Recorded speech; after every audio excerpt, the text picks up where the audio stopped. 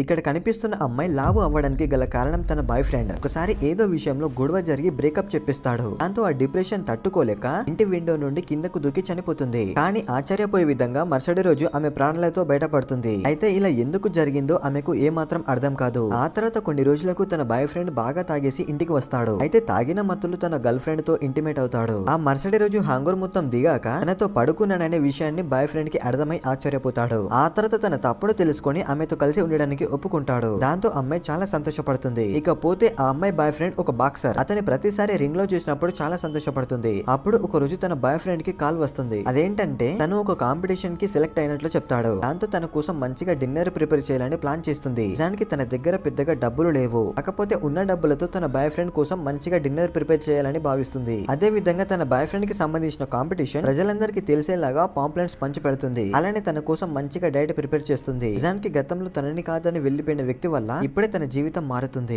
Video నచ్చితే ఒక like చేయండి ఫ్రెండ్స్.